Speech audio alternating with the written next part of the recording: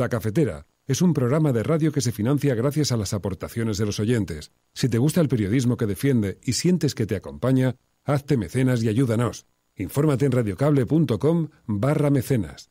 Hola, mi nombre es Maite, soy una inmigrante en Estados Unidos y decidí hacerme mecenas por varias razones. Una de ellas es que la hora de audio que nos ofrece La Cafetera 5 días a la semana se ha convertido en un cordón umbilical que me une no solo a mi país, sino a la idea de país que quisiera que definiese a España. Otra razón es que encuentro en el periodismo que nos ofrece Fernando una integridad profesional e intelectual que en estos momentos de la historia que vivimos es un oasis en el desierto. Comencé escuchando el programa sin ser mecenas y cuando me di cuenta de que esa hora de radio era información necesaria, compañía añorada y sobre todo un refugio imprescindible para sobrevivir anímicamente desde la distancia, no lo pensé dos veces y decidí aportar esos euros mensuales que aquí en realidad me los gasto en 3 cafés. Así que en lugar de 3 me tomo 5 con abrazo incluido y un no estás sola que me da la vida.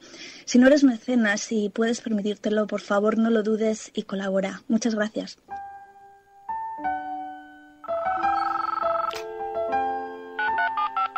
Son las 8:30 de la mañana. Las 7:30 en la Casa Museo de José Saramago, en Tías, Lanzarote. Buenos días, mundo. ¿Quieres un café? ¿Quieres un café?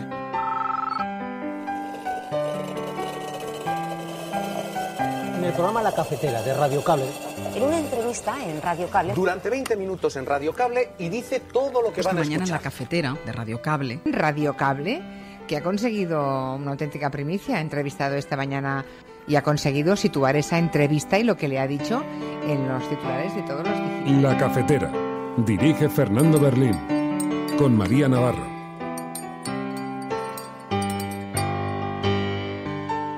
Porque lo que está pasando ahora mismo en España es que el presidente del gobierno es el mayor traidor que tiene ahora mismo nuestra propia legalidad.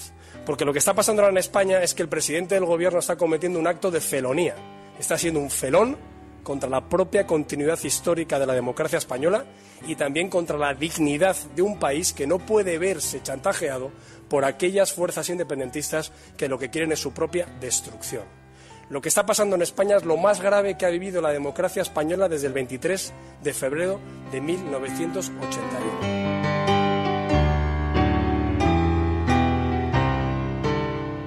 Quiero aprovechar desde aquí para convocar a todos los españoles. Si Sánchez no escucha en las instituciones, nos escuchará en la calle.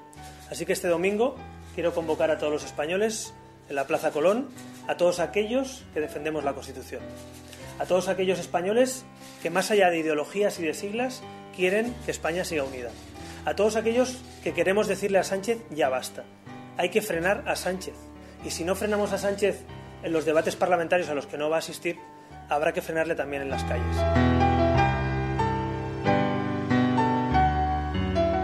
Nos parecería bien que fuera un hombre o una mujer en Cataluña, que entiendan Cataluña, que la conozcan bien, que conozcan muy bien la situación de presente, de pasado, y no solamente del pasado más inmediato, porque estamos hablando de una crisis ya de muchos años, y que de alguna manera, en términos, digamos, de facilitar, ayude a que los partidos también se puedan sentar para hablar de Catalunya.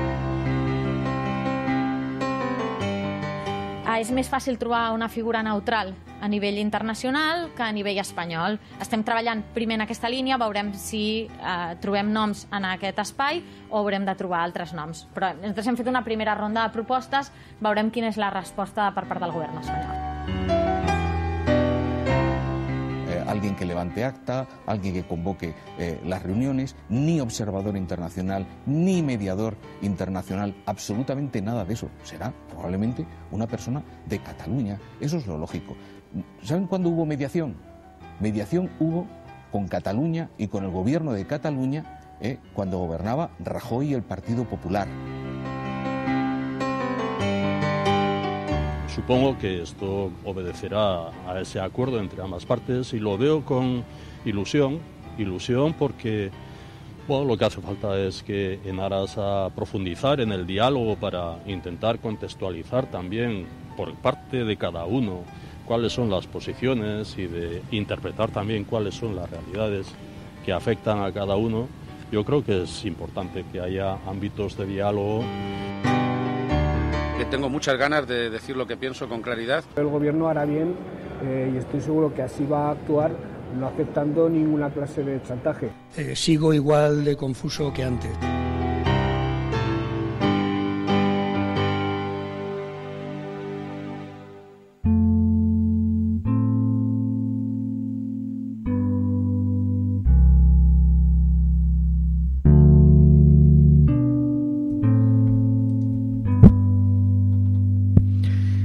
Buenos días, cafetera. Resulta grotesco el postureo y la sobreactuación de la derecha convocando una manifestación para el domingo en respuesta a las conversaciones que quiere mantener el gobierno con el independentismo aceptando un mediador. Podríamos recordar a Casado, a Rivera y a Vox, como hace hoy el diario.es, que ya Mariano Rajoy, el expresidente del gobierno, se sirvió de intermediarios antes del 9N de 2014 y después del 1 de octubre para dialogar con Artur Mas primero y con Carles Puigdemont después. Sí, hubo una mesa con enviados de la Moncloa y el Palau que trabajó intensamente para rebajar el alcance del 9N y para que Rajoy lo tolerara. Urkullu, el cardenal Omeya y un nutrido grupo de empresarios hicieron de facilitadores después del referéndum para tratar de evitar la declaración unilateral de independencia. Así que el anuncio del gobierno de Sánchez de aceptar un relator no es una felonía, la más grave tras el 23F, como dijo Casado, sino en todo caso un remake. Imaginen, como dice Ignacio Escolar, qué habría hecho Pablo Casado si Pedro Sánchez hubiera llegado a decir sobre los independentistas catalanes la mitad de lo que dijo sobre los terroristas de ETA José María Aznar, el que les calificó con aquello del Movimiento de Liberación Vasco. Pero no nos engañemos. Estamos ante una gran cortina de humo, una operación de camuflaje, porque el patriotismo impostado se ha convertido hoy en la máscara que esconde el informe de la UCO del caso Púnica. Lo recoge la prensa en páginas interiores mientras el PP grita en sus portadas. Pero según el Confidencial.com, la UCO revela que Rajoy ganó las generales de 2011 con facturas falsas y pagos ocultos. Según La Sexta.es, el PP de Aguirre usó una empresa tapadera para falsificar facturas de su financiación irregular, de forma que el PP se presentó a las elecciones de 2011 gastando el doble de dinero de lo que permitía la ley. Así que sí, el patriotismo anda con una indignación de diseño mientras le pide a la gente complicidad para esconder sus propias mentiras. Es en esto en lo que creen algunos que consiste la democracia porque nunca han entendido exactamente el concepto. Esta es la apertura del programa de Radio La Cafetera de hoy, 7 de febrero de 2019. Si lo estás escuchando eres La Resistencia y no estás sola.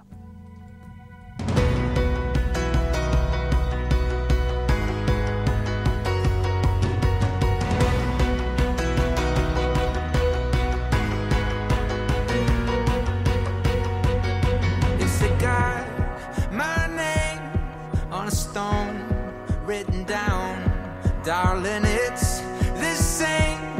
It's where I'm living now. Yeah, we always knew that. Muy buenos días, felones. Saludos cordiales hoy desde el nido del gorrión, en el alto del árbol. Un saludo muy especial para todos aquellos que se incorporan a esta hora al programa y que lo hacen utilizando el siguiente hashtag: almohadilla la cafetera relatorra. Almohadilla la cafetera relatorra. Un abrazo muy especial para Mercedes, Íñigo, Pedro, La Punta del Iceberg, Sonia. He tenido que buscar en el diccionario felones porque a mí me venían unas interpretaciones un tanto... En fin, quizás porque tengo la mente... sucia. Un poco... Mira cómo tú has pensado igual. Mira cómo tú has pensado lo mismo. Felonía en el régimen feudal, un vasallo que violase los empeños que hubiese contraído hacia el señor cuyo feudo tuviese. Ese se haría culpable de felonía. De aquí proceden aquellas palabras que vemos tan frecuentemente en los autores antiguos. Vasallo felón, caballero felón, dice la Wikipedia. Claro, algunos se han quedado en la literatura medieval. Pero qué retrato, qué metáfora tan interesante que haya sido la palabra elegida por Pablo Casado. La felonía. Señores feudales, a lo mejor es que algunos se piensan que todavía estamos en ese... Bueno, tiene sentido. Él era el que decía que había que decir continuamente, cada día que te levantases, viva el rey. O sea Así que está dando señales. Pues el acto de traición de las leyes del rey Alfredo solamente Podrían hacerle un exceptúan capítulo de Juego de Tronos. la felonía hacia el señor. Claro, mucho Juego de Tronos está. Sí, demasiado Juego de Tronos. Está salpicando demasiado a la política española. Bueno, de esto vamos a hablar hoy. Hablaremos sobre qué ha supuesto, la manera también en la que hoy la prensa, con estos gritos en las portadas, sepulta todas las informaciones relacionadas, como decíamos en la introducción, todas las informaciones relacionadas con el caso de Púnica, que se están dando a conocer, algunos informes de la UCO que desvelan y muestran pues este episodio de financiación del Partido Popular. Así que hoy podremos hablar de todo esto, pero también, ya sabéis, hoy es día jueves. Y los jueves analizamos en la cafetera, junto con Emilio Silva, la memoria histórica. Hablamos de memoria histórica con Emilio Silva, lo hacemos aquí todos los jueves en este espacio. Hoy vamos a hablar sobre el cambio de calles. Hay una instrucción judicial para que se ejecuten el cambio de algunas calles. Hablaremos también sobre esas declaraciones de la senadora del Partido Popular que bueno, utilizó ese recurso tan grotesco para decir que se estaba dilapidando el dinero de los presupuestos en memoria histórica. Se burló de la manera de exhumar los restos de familiares y hablaremos de eso con Emilio Silva. Así que esto es La Cafetera. Si lo estás escuchando, no estás sola.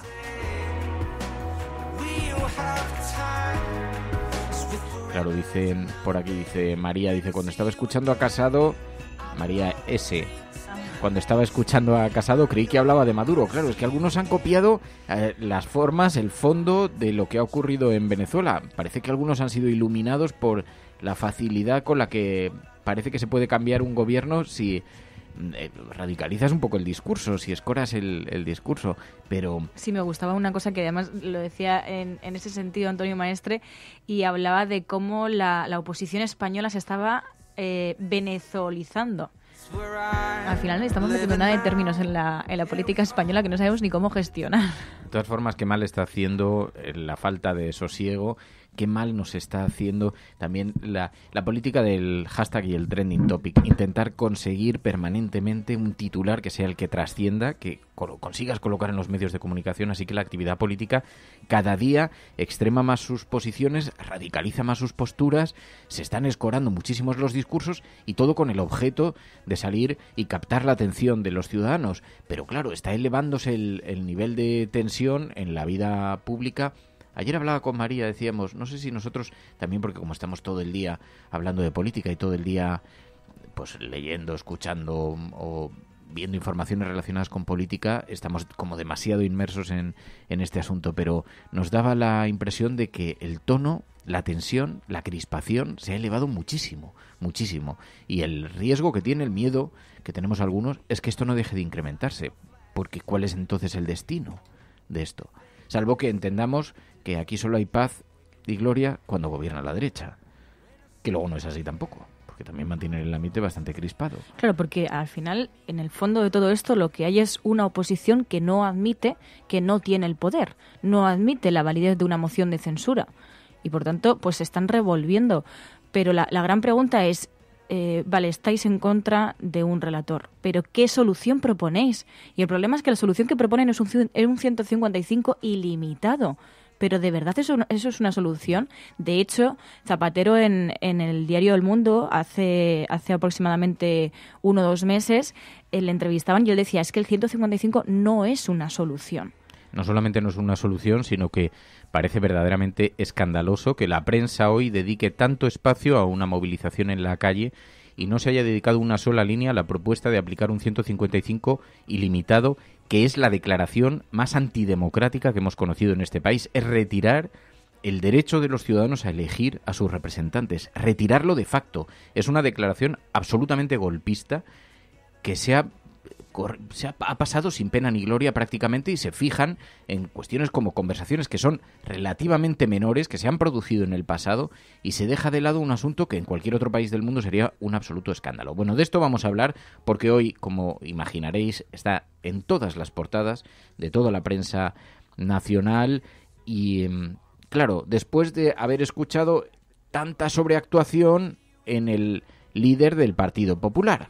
Convocar una concentración a todos los españoles este domingo en Madrid, en el centro de Madrid, a la espera de lo que diga la delegación del Gobierno, si no, digamos, prohíben este clamor que tiene toda la sociedad española y que no hay más que ver cómo están los medios de comunicación y cómo están las redes sociales.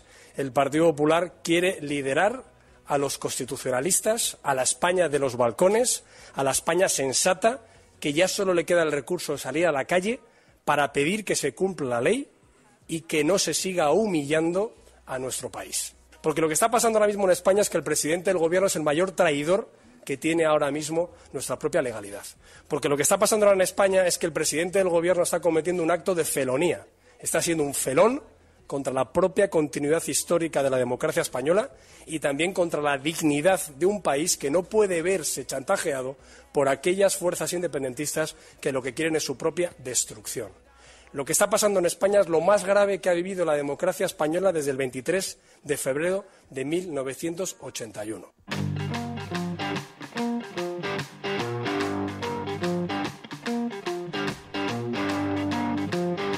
Le acompañan a Pablo Casado en su cruzada el periódico ABC. Movilizados contra la traición de Sánchez, dice el periódico ABC, que en un fotomontaje donde vemos a Pablo Casado, Albert Rivera y al líder de Vox, movilizados contra la traición de Sánchez, rodeados por una bandera de España. En ese fotomontaje, Partido Popular, Ciudadanos y Vox llaman a manifestarse, dice, en Madrid para frenar la rendición del presidente al independentismo. El relator divide al PSOE y al Gobierno y Guerra se encara con el líder socialista.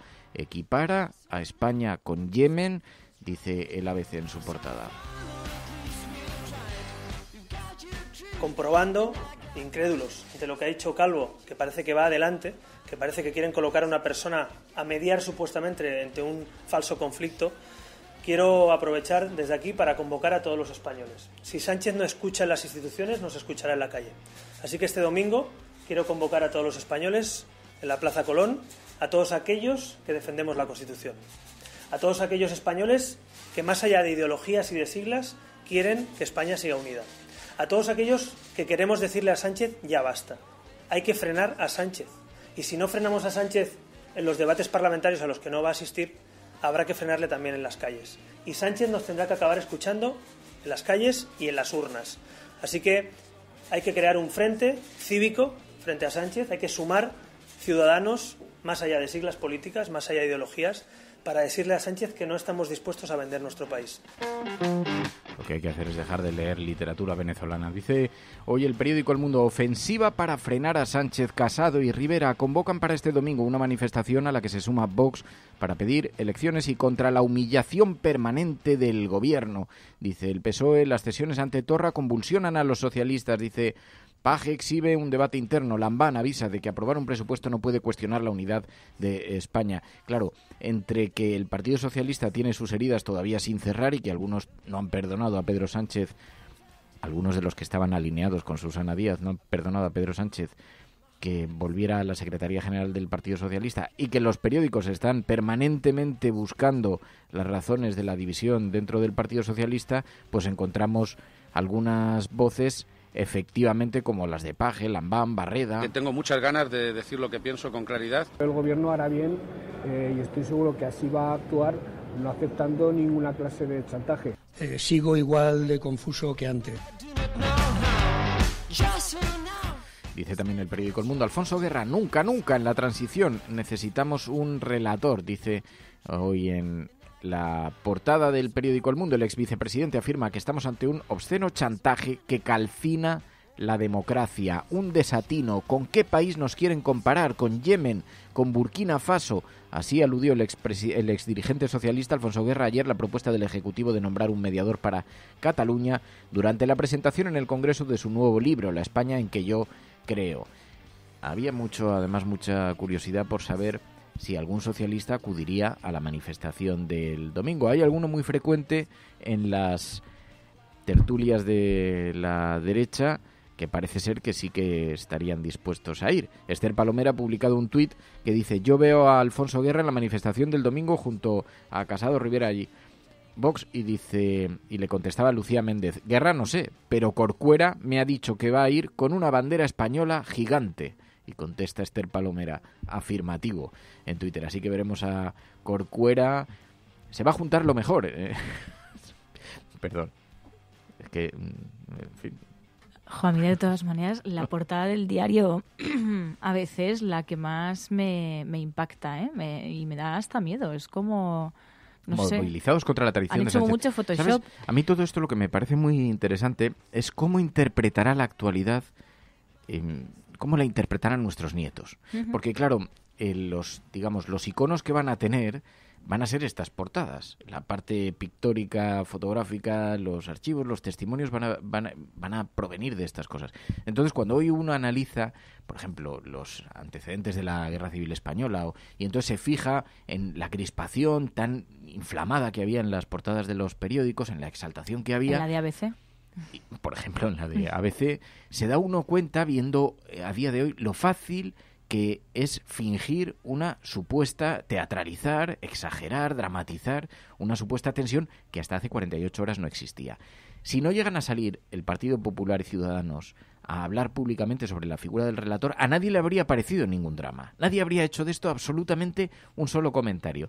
La manera, la irresponsabilidad de algunos supuestos responsables públicos cuando elevan el nivel de tensión, porque de otra forma tú le preguntas a mi madre por la figura del relator y mi madre te dice, pues no tengo ni idea, me parece bien o me parece mal, no sé, ¿por qué eso inflama a España? ¿Por qué eso supone poner en entredicho el Estado de Derecho? ¿A quién se le ocurre si lo ha hecho Mariano Rajoy? El problema es que ya lo dramatizamos todo tanto, lo exageramos todo tanto, pero claro... Y tanto hablar del nombre de España creo que te desacredita a ti mismo. Pablo Casado decía que es que todos los españoles, que en España hay un clamor social, pero ¿en nombre de quién está hablando esta persona? Que pregunten a las personas si se sienten ofendidas o no, identificadas o no con los símbolos que defiende el Partido Popular. Es que, claro, aquí todo el mundo está hablando en nombre de España. ¿Y qué es España? Porque ya no sabemos ni lo que es. Bueno, España es la España de los balcones. Claro, ya lo ha dicho la Pablo suya, Casado, ¿no? Y Rivera.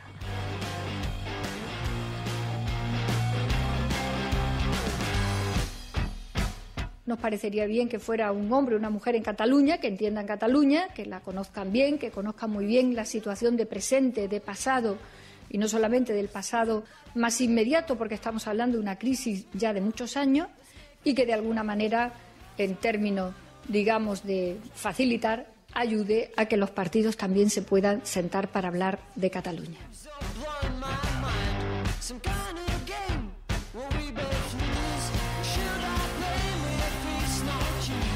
Es lo que dice hoy Perot, lo Lladre, dice, es alucinante que una tontada como esta del relator, parece que otra ocurrencia de IZ, dice Perot, dice que es una cosa absolutamente inútil.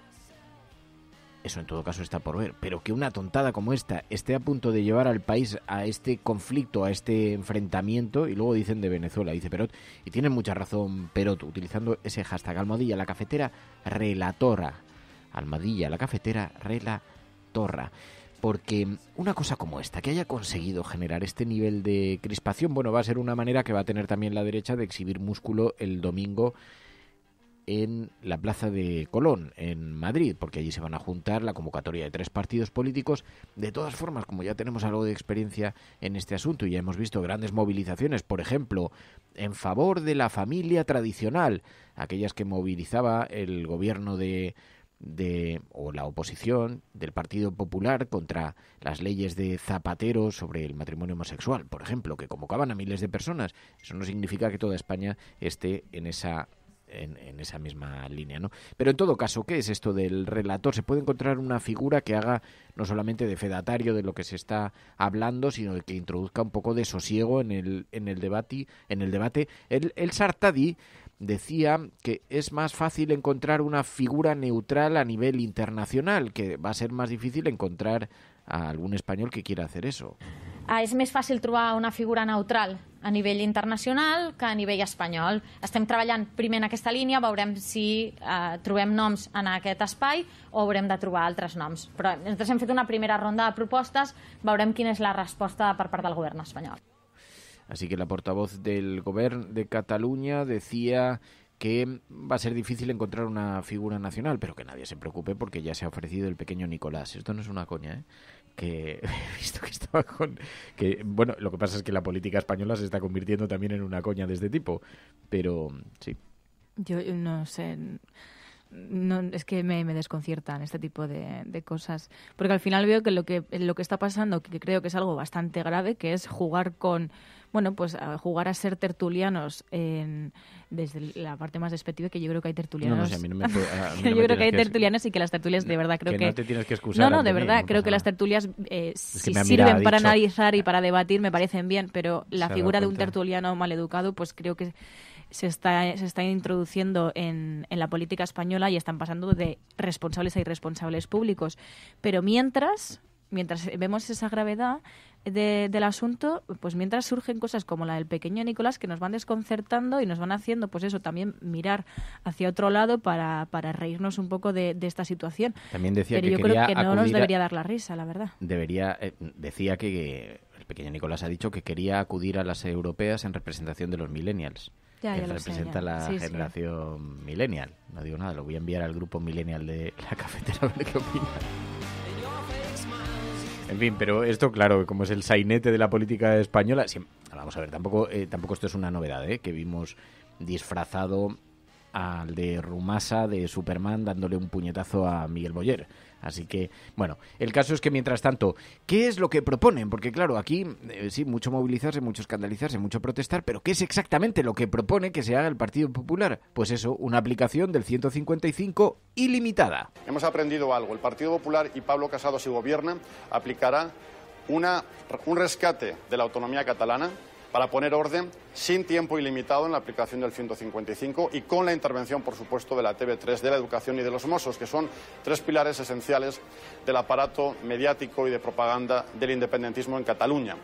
De las cosas del pasado hay que saber aprender para hacerlas mejor en el futuro. Y la posición del presidente Casado creo que es contundente. Así que esto es lo que opina Maroto, el Partido Popular, lo dijo ayer en Al Rojo Vivo. Mientras tanto escuchábamos también a Simancas en el 24 Horas de Televisión Española. Decía, no planteamos mediaciones, que por cierto, el Partido Popular sí tuvo. Alguien que levante acta, alguien que convoque las reuniones, ni observador internacional, ni mediador internacional, absolutamente nada de eso. Será probablemente una persona de Cataluña, eso es lo lógico. ¿Saben cuándo hubo mediación? Mediación hubo con Cataluña y con el gobierno de Cataluña cuando gobernaba Rajoy y el Partido Popular. Y Pablo Casado le apoyaba desde el Congreso de los Diputados. Rajoy sí tuvo mediadores con el gobierno de Cataluña. ¿Qué papel jugaba el señor Rigol? ¿Qué papel jugaba el señor Arriola? ¿Qué papel se le pidió que jugara el señor Urkullu? Esos sí eran mediadores del gobierno del Partido Popular. El gobierno socialista no plantea mediaciones.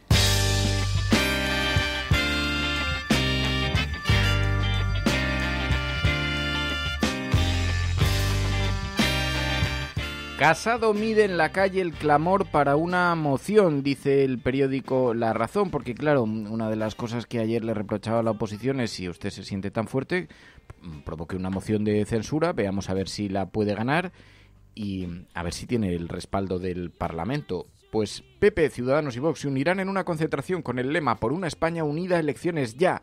No descarta iniciar contactos tras la manifestación del domingo para promover una censura en el Congreso con la que desbancar a Sánchez y convocar a las urnas. El PSOE, al borde de otra guerra de los varones, se revuelven. La soberanía nacional está muy por encima, dice el periódico La Razón. Calvo, una hora para nada, intenta explicar sin éxito lo que es un relator y Artadi la acusa de mentir. Y el editorial de La Razón, a Sánchez solo le interesa seguir en la Moncloa. Lo que es verdad es que como básicamente no debe quedar más de un año de legislatura, independientemente de que salgan adelante los presupuestos, año y medio, salgan adelante los presupuestos o no. Así que lo que ha empezado ya es la campaña electoral, básicamente. No se trata de que prospere una moción de censura, que podría pasar porque en este país cosas más raras hemos visto hace menos de 10 meses, pero no se trata tanto de eso como de empezar a movilizar ya a las derechas, empezar a visibilizarlas en la calle. Es la estrategia que persiguen ahora los partidos políticos que muestran, y de forma aparentemente unida, aunque ya ha habido alguna tensión por quién había reservado primero la Plaza de Colón, si el Partido Popular o Ciudadanos han empezado a tirarse los trastos a la cabeza, para ver quién intenta capitalizar todo este movimiento, pero de lo que se trata es de escenificar que hay una nueva corriente de derechas en nuestro país. Bueno, ¿cómo defiende el Partido Socialista que haya diálogo?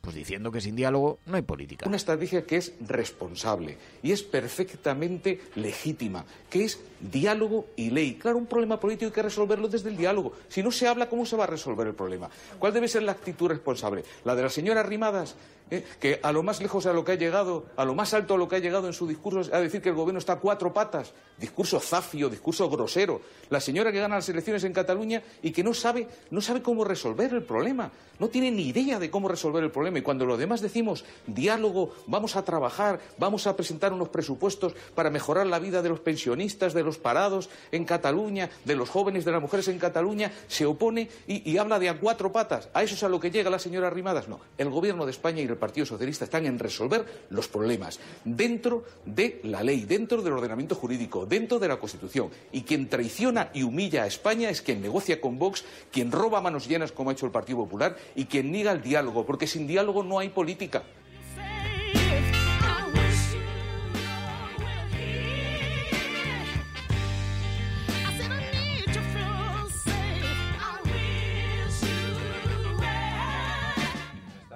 Mientras tanto, en las portadas de los digitales, dice el diario.es, el Gobierno y la Generalitat se conjuran para intentar que su apuesta por el diálogo no embarranque definitivamente. La apuesta por dialogar no parece una apuesta sencilla en todo caso, pero alguien tiene que intentar hacer algo.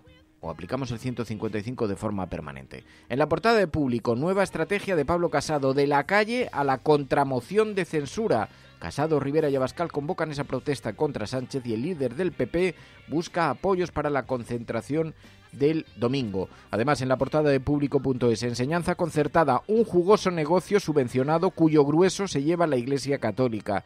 Dice Público.es, que además añade una noticia que merece ser hoy destacada. El juicio del Procés como altavoz electoral. Vox no ha podido aportar ni una sola prueba. Eso en Público.es, donde además también se destaca: Casado no cree que deba pedir disculpas por la corrupción del PP en el pasado. Que esto también explica un poquito la sobreactuación que estamos viviendo en estas horas. En la portada de Infolibre dice: la audiencia investiga todos los cargos del BBVA a Villarejo, todos los encargos del BBVA a Villarejo a lo largo de casi 15 años, el espionaje de 2004 para desactivar la entrada de SACIR en el banco, las pesquisas sobre Eusbank a comienzos de esta década y el encargo para auditar la seguridad de un crucero en el que iba a embarcar Francisco González convencen a los investigadores de que hubo una relación sostenida con hitos conectados. Además, la segunda alianza de PP, Ciudadanos y Vox, sacar a los ciudadanos a la calle, dice Infolibre.es. Mientras, en el Confidencial.com, en la portada, PP y Ciudadanos abren un ciclo de protestas contra Sánchez por la situación de emergencia.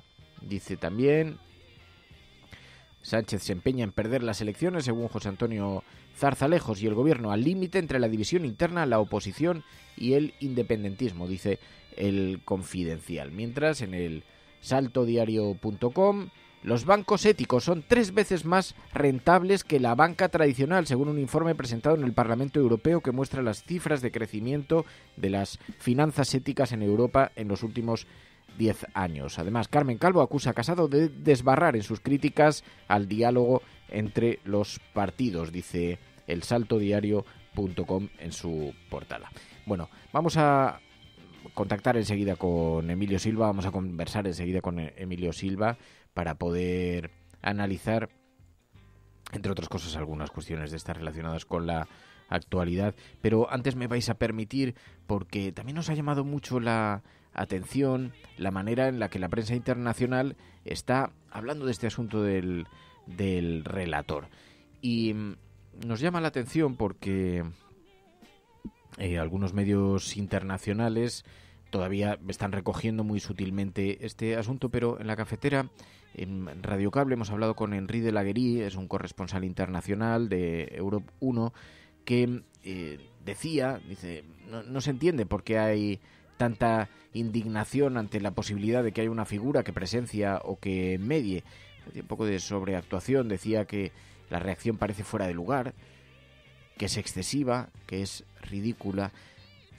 Y este catastrofismo de la oposición pues está intentando ser rentabilizado. Nos lo decía Henry de la Guerie, que hablaba con Pilar de la Peña, y sobre todo nos interesa porque nos llama la atención que aquí en España enseguida tiene una gigantesca repercusión. Los medios internacionales están acogiendo con relativa timidez este asunto, como podéis suponer, puesto que habida cuenta de que tampoco es que sea un tema con el que tenga una trascendencia gigantesca, pero como se ha convertido en el principal ariete político, pues fuera, sin embargo, por eso queríamos saber mañana le preguntaremos a Pilar de la Peña a ver si ha habido más repercusiones en estas próximas horas sobre esta propuesta del gobierno de Pedro Sánchez. Estás escuchando La Cafetera.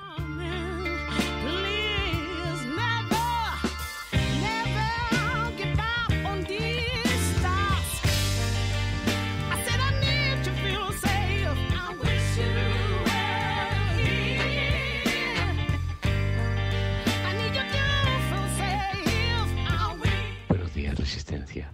El problema principal es que el Partido Popular no admite el pensamiento diferente, y si se da, no admite que ese pensamiento diferente vaya a estar en una posición de poder, de manera que hacen todo lo posible.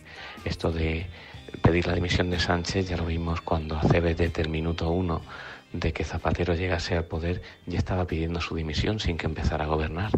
Y eso precisamente es lo que lleva a esta manifestación, como lo hicieron el Partido Popular de Rajoy a lo largo de todo el año 2005, 2004, 2005 y 2006. Salir a la calle por cada propuesta o cada acción del gobierno porque no soportan que esté en el poder un partido diferente al suyo. Un saludo, Resistencia. 627-002-002, el WhatsApp del programa donde podéis dejar vuestras notas de audio, y como decía Filosofía, pues tiene un poco de razón. Al final hay una tensión lanzada desde la derecha para digamos, en la reivindicación de la convocatoria de elecciones. Bueno, Penélope también dice, ¿es que este ambiente prebélico? Buenos días, cafetera. Pues sí, en esta estamos, la derecha en este ambiente prebélico y la izquierda a coger margarita. Cada uno a lo suyo, uno se separa, otro se pelea, otro... Así nos va. Pues poca esperanza. Hola, buenos días. Soy Carmen Quintana. Yo solamente quería decir que todo este tiempo que estamos derrochando, un tiempo tan precioso para hablar de Cataluña, de Venezuela, los políticos todo el día ocupados nada más que en eso, ¿no? O por lo menos esa es la información que nos llega. Como si no existiera otras situaciones graves en este país. Si todo ese tiempo tan precioso lo hubieran utilizado en resolver o tratar de paliar los graves problemas que tenemos en España, como son el desempleo, sobre todo el desempleo juvenil, como es la pobreza, como es el problema del alquiler, quizás esto lo habríamos casi resuelto. Así que tiene mucha razón Carmen Quintana, porque hay problemas acuciantes, pero no solamente en este país, hay problemas que son dramáticos para la humanidad, que tenemos importantísimos retos por delante que nadie está atacando y estamos distraídos en las cosas menores, en asuntos de esta naturaleza. Mientras tanto, también aquí, como decía Xavi desde Barcelona, al final vamos a sufrir su temeridad. Buenas, Resistencia. Stop Sánchez 10F, Sánchez dimisión, Casado y Rivera, elecciones ya, Rivera y Abascal. Todo esto son hashtags que están ahora mismo en Twitter. Y me extraña que no esté Sánchez traiciona a España. ¿Y por qué? Pues porque Sánchez quiere hablar con Cataluña. La última vez que se fue contra Cataluña, que no interesaba a Cataluña ni lo que proponía, fue con el Estatut. Luego, pues ha pasado lo que ha pasado. Y si el trifachito hace esto por avivar el enfrentamiento, creo que son unos temerarios, son unos insensatos, y además vamos a sufrir todos. Mucho, demasiado. Pues tienes mucha razón, Xavi, porque la temeridad, es verdad que toda la irresponsabilidad política se traslada después a la gente y a la tensión, a los ciudadanos. En fin, esto es la cafetera. 627-002-002. Y ya sabéis, los jueves, memoria histórica en la cafetera. Españoles. Franco ha muerto. Por cierto, aquí ha habido una masacre, cambio. Oye, pero de verdad una masacre, ¿eh? El hombre de excepción, que ante Dios y ante la historia. ¡Quiete todo el mundo! ¿Quiénes? Que acaban de ocupar el Parlamento. ¿Quién lo dice esto? Coño, yo que lo acabo de oír. Ah, amigo, tú eres un mierda. ¿Por qué? Porque no has creído nunca. Joder, qué bárbaro, oye. No has creído nunca. Está impresionado. No has creído nunca. Todos contra la reacción. Todos contra el fascismo. Confirmo que he ordenado a las autoridades civiles y a la Junta de Jefes de Estado Mayor que tomen todas las medidas necesarias para mantener el orden constitucional. Es que creo que nosotros estamos para... Bueno, abordamos cada jueves aquí precisamente, que nos sirve también para abrir un paréntesis en la actualidad, aunque muchas de las cosas que ocurren a día de hoy en nuestro país se explican precisamente por las raíces de las que bebemos y por cuestiones que ocurrieron en el pasado. Quiero que escuchéis un audio. Getafe, Ayuntamiento, año 1979. La plaza 4 de noviembre, plaza de Carretas.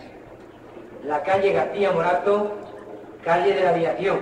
La calle Alcázar de Toledo pasaría a llamarse Avenida de las Fuerzas Armadas. La plaza del General Mola, plaza de Canto Redondo. La plaza del Generalísimo, plaza de la Constitución. La calle José Antonio, calle... El cambio de denominación de las calles que abandonaban algunos nombres franquistas y pasaban a llamarse como se habían denominado en el pasado, y otras pues con nombres más propios de un país que miraba hacia la democracia. Emilio Silva, buenos días. Hola, buenos días. Un cambio que pensamos que se había producido. Hemos seguido conviviendo con muchísimas de estas calles, y después de la ley de memoria histórica pensábamos que se iba a producir una nueva redefinición de las mismas. Hemos visto que ahora Justicia ha tenido que pedir a 656 ayuntamientos que retiren de forma inmediata simbología franquista, y todavía seguimos a cuenta con este asunto pendiente, ¿no? Bueno, ese vídeo que se ve dentro de un documental del que alguna vez hemos hablado aquí, que es después de, ¿no? Es un ayuntamiento. Además es muy curioso de ver, yo le recomiendo a la gente que lo vea porque es como una democracia que están haciendo, y se vota en el pleno, el cambio de esas calles. Entonces el secretario del ayuntamiento, claro, esto es el año 79, las elecciones han sido en abril, no existían estas prácticas democráticas. En el pleno hay gente sentada pues que jamás había estado en un ayuntamiento, porque los ayuntamientos habían sido, durante 40 años habían sido de ordeno y mando, y cuando el secretario dice si tiene que reflejar en el acta la afiliación de quienes han votado en contra del cambio de las calles, que son los concejales de la Alianza Popular, toda la gente que está en el pleno empieza a reírse. Entonces la cámara gira hacia los bancos donde están los vecinos y vecinas, y ves una cosa que, bueno, pues que vista desde el presente es impresionante, porque se están pasando una bota de vino, están fumando puros y están allí festejando la escenificación de ese cambio, ¿no? Ese cambio que se produjo en algunos... Hay un momento además en el que escuchamos como dicen, bueno, ya se pueden imaginar quiénes son los 4 votos en contra de esta medida. Tampoco hay inconveniente. Entonces, votos a favor de la ratificación del acuerdo. 19 a favor de la ratificación del acuerdo. ¿Votos en contra? ¿En contra cuál? ¿Hace falta constar la afiliación de los votantes? Lo digo para que... Y ahí se oyen las risas de la gente, que ponía en evidencia también la manera en la que estaban asistiendo a ese pleno, pero también todo el mundo sabía muy bien en qué consistía el juego democrático y el cambio, ¿no? Pero la risa esa además tiene un enorme valor, porque se están, entre comillas, riendo de algo que durante 40 años ha producido mucho miedo. O sea, durante muchos años todo lo que tenía que ver con la dictadura no generaba ninguna risa. Entonces, en esos ayuntamientos democráticos, en algunos se producen esos cambios, pero es una inmensa minoría, ¿no? Y hay, bueno, un acuerdo tácito, en este caso es un alcalde del PSOE, y el PSOE fue de los que conservó en esos acuerdos de la transición, ¿no? Madrid, por ejemplo, que fue gobernada por Tierno Galván con una alianza con el Partido Comunista, y siguen todavía unas cuantas calles en Madrid, ¿no?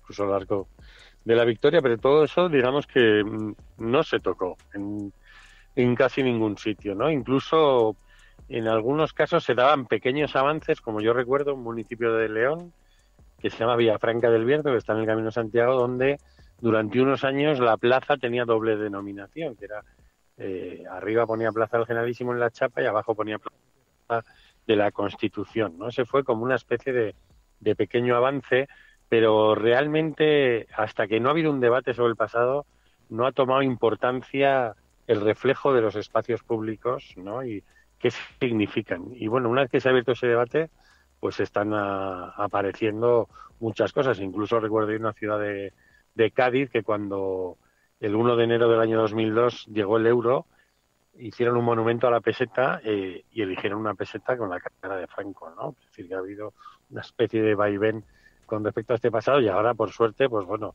parece que la ley de la memoria, que el mismo gobierno que la aprobó en el 2007 no quiso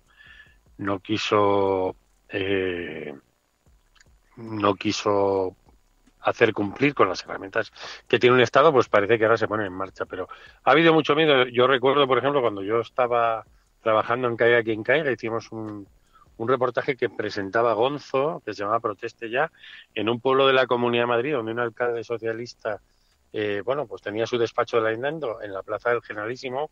Hablo del año 2007.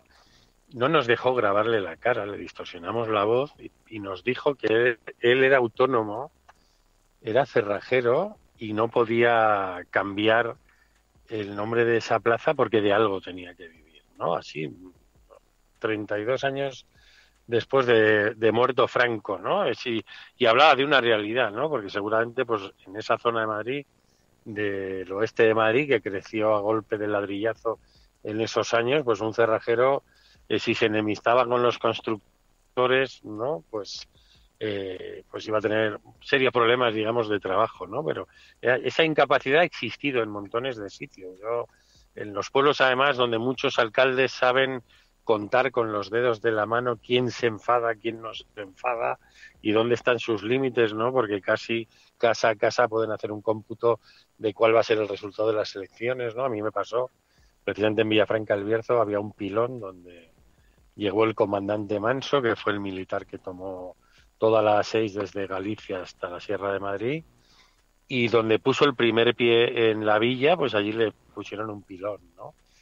Y yo durante años iba en verano y se lo decía al alcalde, dice, bueno, es que hay gente que le puede molestar, ¿no? Y bueno, pues a quien le moleste, pues que se aguante. Y este hombre fue un criminal de guerra que dio un discurso en la Plaza del Pueblo diciendo que iba hacia Madrid por la cabeza de Azaña y no se merece un monumento. Entonces, después de darle mucho la vara, un día me llamaron y a las 6 de la mañana se había inventado una remodelación del parque donde estaba ese monumento y lo quitó para nunca volver. Y tú, además, Fernando, estabas el día que quitaron la estatua de Franco en Nuevos Misterios en Madrid, ¿no? Con toda esa nocturnidad y con toda esa alevosía. Sí, es paradójico que tuviera que hacerlo el gobierno socialista de Zapatero. Fue al poco tiempo de su llegada y uno de los primeros gestos simbólicos fue retirar aquella figura de Franco de Nuevos Ministerios. Aquella noche asistimos, Emilio Silva y yo, a hacer unas fotografías, pero una cosa que me llamó la atención es que tuvieran que hacerlo a escondidas por la noche y que incluso así de pronto empezasen a aparecer algunos nostálgicos de la dictadura de debajo de las piedras. Sí, fue un acto con nocturnidad y alevosía. Además, yo creo que ese tipo de actos hay que utilizarlos para dar lecciones de pedagogía. Entonces, creo que era ministra de Fomento, que es el ministerio que está junto a la plaza, Magdalena Álvarez. Y bueno, pues la enmarcaron también en el entorno de una obra de la Plaza de Santa Cruz, ¿no? Como que formaba parte de la remodelación. Hombre, forma parte de la remodelación, de la regeneración de una democracia. Y eso hay que hacerlo con luz y taquígrafos y ayudar y que sirva para explicarle a la gente que no lo sepa por qué un señor como Franco no merece una estatua ecuestre en un lugar privilegiado de ninguna ciudad democrática, ¿no? Entonces siempre se ha llevado así. Bueno, pues ahora parece que es la primera vez que el Ministerio de Justicia está poniendo encima de la mesa una ley que es de obligado cumplimiento para todos los ayuntamientos.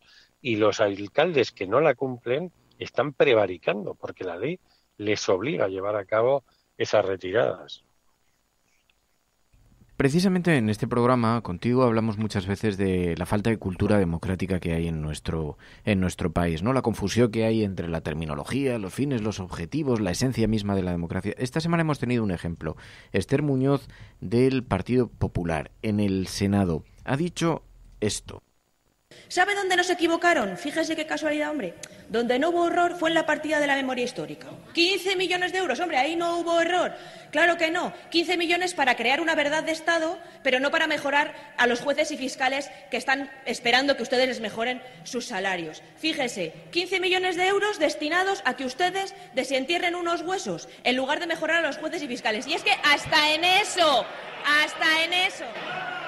Bueno, se inventó un pequeño revuelo en el Senado después de estas palabras, pero además de lo que supone de inhumanidad para con la gente que está buscando a familiares todavía en las cunetas, esta burla también tiene mucho que ver con esa cultura democrática, Emilio. Bueno, no tiene que ver, a nadie se le ocurriría, quiero decir, ella utiliza dos argumentos que son muy comunes en la derecha, no en España, en Chile, en prácticamente todo el mundo, ¿no? Eso de la verdad de Estado. Bueno, existen verdades de Estado, por supuesto. Las sentencias judiciales son verdades de Estado porque son sentencias de uno de los poderes del Estado y, por lo tanto, certifican unos hechos, ¿no? Entonces, ese discurso, evidentemente, no está diputada. El Partido Popular no se lo va a decir cuando el Estado habla, por ejemplo, de las víctimas de ETA o de las víctimas de la violencia machista, ¿no? Lo que le incomoda es esa verdad sobre los antecedentes de esta derecha, sin olvidar que el PP, con todo su tránsito en estos 40 años, es un partido fundado por un ministro de una dictadura que es su padre fundador, ¿no? Entonces, ese lastre no se pierde. El problema no es una verdad de Estado. Eso es un argumento como su expresión causa general. El problema es simplemente la verdad. Y ellos han hecho mucho trabajo, como decía el poeta Juan Gelman, que cuando acaban las dictaduras empiezan a trabajar los organizadores del olvido. Ellos han hecho mucho trabajo para que esa verdad nunca se sepa, ¿no? Entonces, en cuanto hay una oportunidad para hacer ruido, para que no se hable de algo, etcétera, pues hacen ruido, ¿no? Y así vamos a oír ruido en vez de oír, pues, hechos o conocer hechos. O llevarlos hasta los centros de enseñanza, ¿no? Ha habido un gran trabajo de la derecha y con la colaboración de todos los gobiernos, porque la ignorancia acerca del pasado es un producto de Estado, o sea, ha sido una clave de la transición y en territorios como los libros de texto, pues ha habido enormes esfuerzos por fabricar ignorancia acerca de quiénes son los protagonistas de esos hechos y qué violaciones de derechos humanos cometieron. La otra cosa es ese desprecio, ¿no? Unos, así en indeterminado, ¿no? Unos huesos como que están por ahí. Eso es una cosa lesiva para bueno, pues para montones de personas, ¿no? Yo pienso, porque si en este programa pues se la conoce, en Ascensión Mendieta, ¿no? Que ha estado años, que se fue a Argentina en un avión para rescatar los huesos de su padre, ¿no? Y poder darles una sepultura digna y todo lo que para ella significaba. Entonces a nadie se le puede ocurrir, a nadie con un mínimo de humanidad, tuvieran la ideología que tuviera, el cerebro que acompañara a esos huesos, despreciar que alguien quiera enterrar a un ser querido dignamente, ¿no? Es que es carpetobetónico, o sea, es prehumano. Aquí en la península se hace desde hace 400.000 años, ¿no? Que se han encontrado los primeros enterramientos hechos con cariño. Entonces, discutir de cosas tan básicas, pues da bastante susto, ¿no? Y tiene que ver con una especie de psicopatía, ¿no? La incapacidad de empatía con el sufrimiento, o sea, poner la ideología antes que el sufrimiento, ¿no? Por decirlo así, que es un argumento de que su fin, que es que esto no se conozca, justifica los medios que pueden ser humillar o tratar de manera indigna a esas familias, ¿no? Entonces, es muy triste que eso esté en el debate político hoy, ¿no? Hay cosas que son prepolíticas y prepartidistas y deberían ser un punto de partida que ya no sea cuestionable, ¿no? Los derechos humanos no puede ser que los estemos discutiendo. O sea, tenemos que discutir no sobre los derechos, podremos discutir sobre los recursos, hasta dónde tienen que llegar los recursos que ponga el Estado, pero no sobre los derechos. Entonces aquí constantemente el Partido Popular, pues yo recuerdo hace unos años el alcalde de Baraya, un pueblo de Lugo, ¿no? Que en un pleno dijo una famosa frase, ¿no? Que era que los asesinados por Franco se lo merecían. Cuando buscaron por primera vez el cuerpo de Lorca en Granada y no apareció, el PP dijo que se habían gastado no sé cuánto dinero en encontrar una lata de Coca-Cola.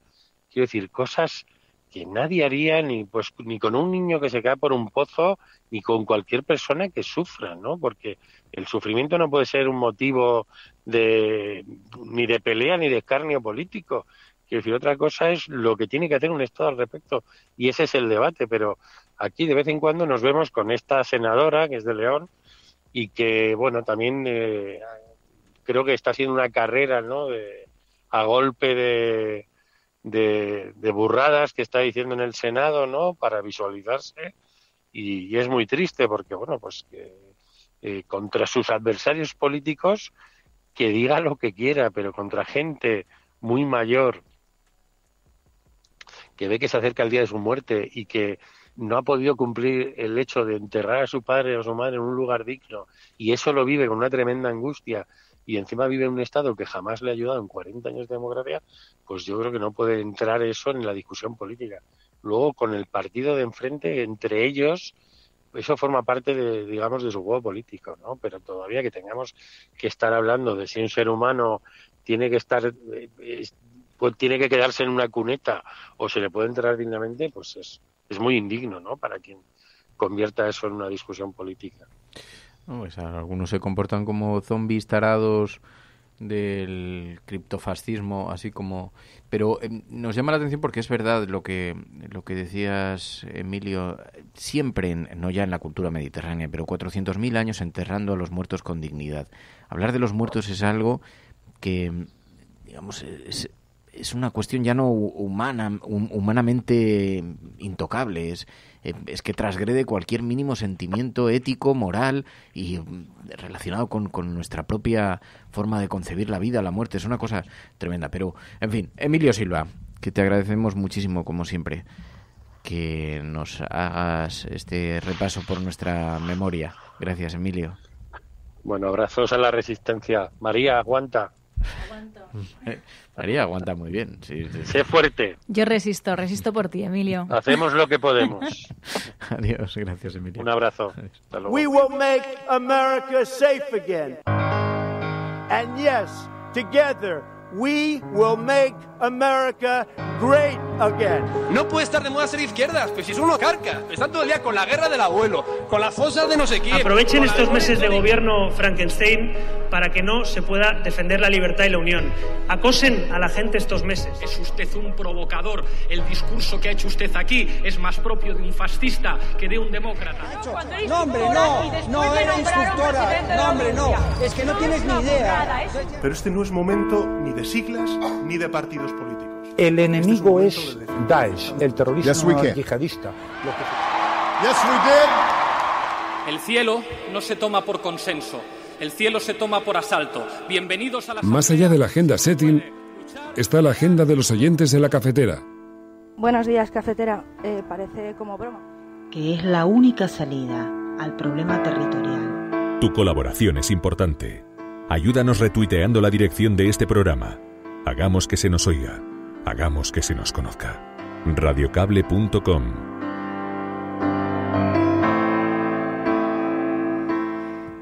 Empezamos la agenda de la cafetera con una información que nos hacía llegar Cecilio. Y bueno, también Galgo Callejero nos la enviaba, es una información de Murcia, y es que archivan la causa de los explosivos en las vías del tren. Nos hemos ido a la información de la Opinión de Murcia, donde explicaban que el Juzgado de Instrucción número 3 de Murcia ha archivado la causa que se abrió contra Carlos, un vecino de 55 años del entorno de las vías de Santiago el Mayor, conocido como el Profe, por el lanzamiento de explosivos contra las obras de llegada del AVE a Murcia. El auto del pasado 10 de enero al que ha tenido acceso este medio de comunicación, señala que no hay indicios suficientes contra Carlos, ya que los 2 menores que fueron detenidos no han ratificado la primera versión que dieron ante la policía y en la que llegaron a asegurar que esta persona les había proporcionado los objetos para fabricar los artefactos que se lanzaron contra las vías hace un año. De esta manera, la jueza estima el sobreseimiento de la causa, decía, al no haber indicios racionales de responsabilidad frente al investigado. Así que, como decimos, han archivado la causa de los explosivos en las vías del tren. Y luego, Elena Castillo nos enviaba la información que tiene que ver con Abel Azcona tras plantar al juez por escribir pederastia con hostias consagradas. Sabéis que este tema lleva ya mucho tiempo en los juzgados y, bueno, él decía que me lleven por la fuerza. El caso es que un juez de Berga, en Barcelona, le citó a declarar por un posible delito de profanación y otro de ofensa a los sentimientos religiosos y él no se presentó. Fue después de aceptar a trámite una nueva denuncia de abogados cristianos por un proyecto en el que escribió la palabra pederastia con 242 hostias consagradas. Abogados Cristianos lleva así de nuevo al artista a los tribunales por un supuesto delito de ofensa al sentimiento religioso después de que su denuncia fuese desestimada por el Tribunal Constitucional y por Estrasburgo. Azcona decía, tengo más citas judiciales apuntadas en la agenda que inauguraciones de arte. Y lo que hacía era invitar a otros artistas a sumarse a este acto de desobediencia, penado con multa de 6 a 10 meses. Él decía, considero que si es una persecución continua a los artistas, raperos, cantantes y nos tenemos que acabar yendo todos del país, hay que desobedecer. Y añadía, es la única forma de que al final estas denuncias y estas persecuciones no se admitan a trámite. Pero también nos tenemos que ir hasta Nepal. Nos llevaba Virginia Rodríguez hasta Nepal para hablar de un tema que recogía el mundo.es y titulaban ¿Dónde se urge a abolir las chozas de menstruación tras la cuarta muerte en un mes? Nepal ha llamado a acabar con la costumbre hindú que prohíbe a las mujeres habitar en su hogar mientras tienen la regla. La tradición es una tradición prohibida por ley desde hace más de una década y que ha provocado la muerte ya de 4 mujeres en un mes. La última víctima tenía 17 años. Falleció asfixiada tras encender un fuego para intentar calentarse en la choza de barro y piedras, sin ventanas, en la que fue obligada a pasar la noche. Su muerte se suma a la de una nepalí de 35 años y sus 2 hijos de 12 y 9 años que murieron en circunstancias similares a principios de enero. Estos sucesos lo que han hecho ha sido impulsar una investigación parlamentaria y una iniciativa para que las autoridades oficiales adviertan a las familias de que si se descubre que practican esta tradición se les denegarán las ayudas estatales. Y Virginia Rodríguez nos hacía llegar pues precisamente esta información pues para conocer cómo está la situación en otros países y lo que queda también por avanzar en el derecho de las mujeres. Pero volviendo a nuestro país y también sobre los derechos de las mujeres, ayer fue muy sonada una información que nos hacíais llegar varias de vosotras y tiene que ver con que la audiencia de Lleida impone una pena mínima por abuso sexual porque a la víctima le pudo faltar contundencia, decían, para decir no. La audiencia de Lleida, ha condenado a 2 años de cárcel a un hombre por abusos sexuales a una mujer con discapacidad intelectual, delito por el que ya se condenó a un menor de 20 meses de libertad vigilada y ha absuelto a un tercer implicado que hizo fotos de la agresión. El único condenado deberá indemnizar con 3.000 euros a la víctima. Según explica en esta información, la Fiscalía pedía 7 años de cárcel para ambos encausados, pero el tribunal ha impuesto una pena mínima al único condenado por 2 motivos. Por una parte, la ambigüedad de la víctima a la hora de rechazar las relaciones sexuales y dicen un error de percepción en el acusado sobre el consentimiento. Los acusados alegaron que las relaciones fueron consentidas. En concreto, los magistrados han considerado que a la víctima le pudo faltar contundencia, decían, para negarse a mantener relaciones sexuales y, en consecuencia, el acusado pudo, según los jueces, considerar de forma errónea que las relaciones sexuales lo fueran en un marco de consentimiento prestado por una persona en la que pudo no detectar la disminución que padecía. Os podéis imaginar la consecuencia que ha tenido en las redes sociales, la reacción que ha tenido, sobre todo por esa frase de le pudo faltar contundencia para decir no. Pero también queremos hablar de una buena noticia que nos hacíais llegar, y es que el Senado aprueba por unanimidad la Ley de Pensiones de Orfandad por Crímenes Machistas.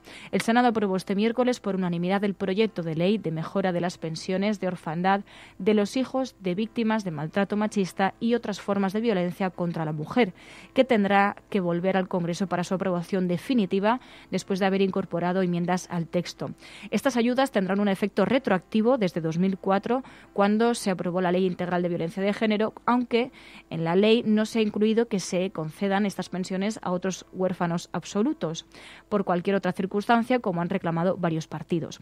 Como digo, el texto regresará ahora a la Cámara Baja para finalizar su tramitación parlamentaria, pero era de celebrar por varias de vosotras que se aprobase por unanimidad en el Senado esta cuestión. Y ya para finalizar en la agenda de la cafetera, seguimos viendo cómo el contador de muertes sigue subiendo y, como explica ya desde la ONG Proactiva Open Arms, son 329 las personas fallecidas en el mar desde que está bloqueado el barco del Open Arms, y así lo siguen informando cada día desde la organización. Pero también Elena Maleno sigue informando también de quienes se juegan la vida por llegar a nuestras costas, y ayer informaba de 3 víctimas en una embarcación de 45 personas, de la que informábamos precisamente ayer en la agenda cafetera. Así que vemos cómo siguen llegando y, por desgracia, seguimos dejándoles morir. Before I drift away, speak to my heart, reminding me where I belong. I am not allowed to walk alone. Will not rest until I'm safely in your arms. Bueno, pues este es el momento en el que aparcamos las cuestiones relacionadas con la actualidad directa y nos quedamos en la cafetera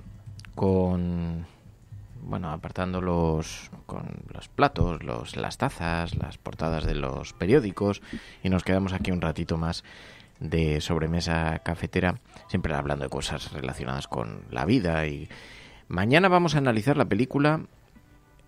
¿Qué me miras así? No. Las uvas de la ira. Película, es de 1940, me parece, ¿no? Creo que es del año 40. Las uvas de la ira, una película que retrata de forma magistral las raíces por las que el capitalismo consiguió ir diluyendo poco a poco las responsabilidades y empujando a la gente en algunas circunstancias a una pobreza extraordinaria. Las uvas de la ira. Ya podéis enviar vuestros audios. Eso nos permite ir preparando el programa. ¿Ya han llegado algunos audios de la película? Están llegando muchos. Sí. Porque es una película que habéis elogiado mucho. Bueno, no voy a decir muchos porque sociales. luego igual... Luego no enviáis. Pero cuanto antes lo enviéis, más probabilidades tenemos de ponerlos en el programa, porque nos permite dejar todo el material preparado. Las uvas de la ira. Una película excepcional. En la semana siguiente vamos a hablar de Brexit.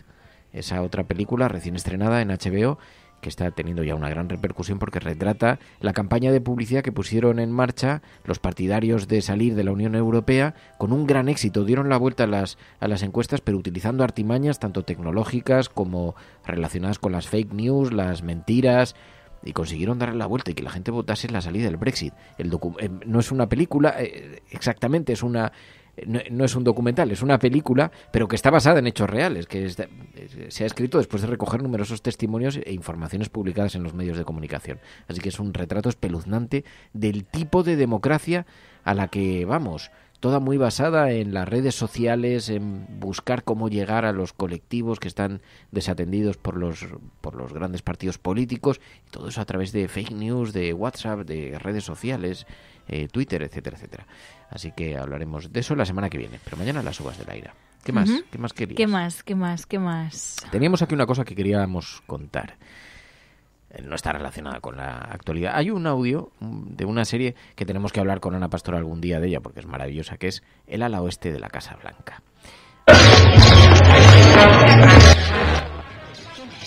Hay un audio en el que, en el ala oeste de la Casa Blanca, elecciones legislativas, donde el presidente se enfrenta a una popular locutora de radio que, bueno, muy reaccionaria, cercana al Tea Party, y que ha mantenido un discurso muy agresivo contra el presidente.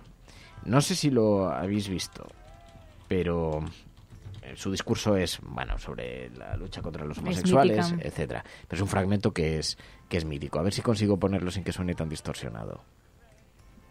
Porque... ¿Me disculpas? Claro. Está la locutora. Disculpen, damas y caballeros, el presidente de los Estados Unidos. Entra el presidente en la sala, una recepción. Muchas gracias. Gracias a todos. Querría estar más tiempo, pero los colegios electorales no cierran en la costa este hasta dentro de 1 hora. Y hay muchos resultados aún por falsificar. Con tanta gente como participa ahora en el debate político y social a través de programas de radio, es buena idea recordar de vez en cuando el...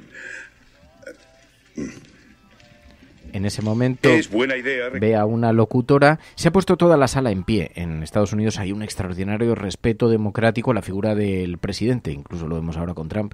Y entonces toda la sala se ha puesto en pie cuando ha entrado el presidente. Porque hay un reconocimiento de que es el depositario de la fe de la ciudadanía, el depositario de las esperanzas de los ciudadanos, pero también tiene una extraordinaria responsabilidad. Se han puesto todos en pie cuando ha entrado en la sala, menos una locutora que permanece sentada. Recordar de vez en cuando el gran impacto...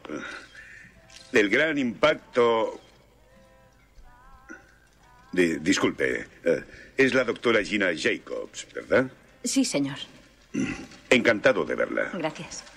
El gran impacto de las ondas radiofónicas y la forma en que se traduce a continuar el debate nacional, pero también como puede...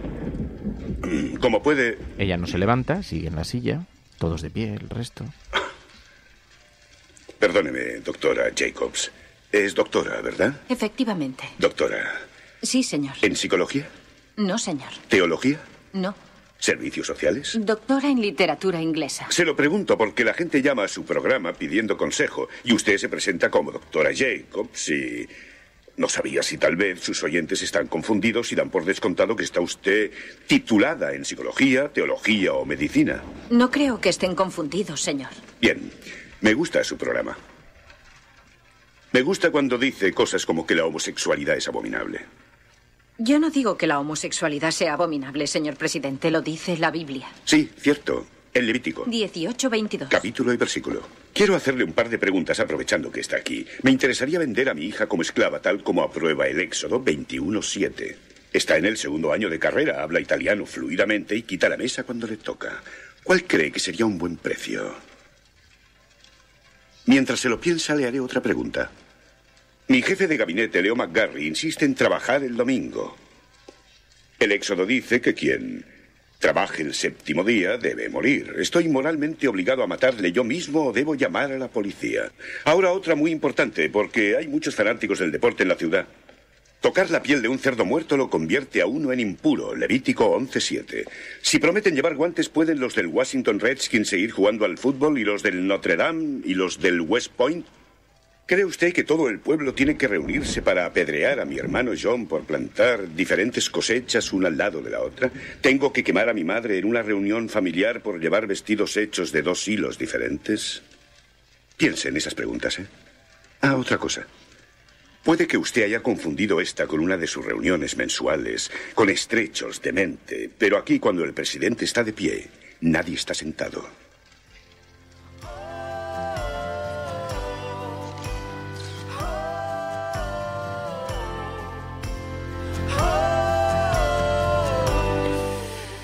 Y termina poniéndose de pie, como podéis imaginar. Es un fragmento de el ala oeste de la Casa Blanca, uno de los episodios míticos del ala oeste de la Casa Blanca, pero que retrata perfectamente el mundo tan contradictorio en el que vivimos y la forma en la que algunos se agarran a, digamos, a lo reaccionario, pero claro, profundamente cargado. Claro, pues se agarran a lo reaccionario en las partes que les interesa.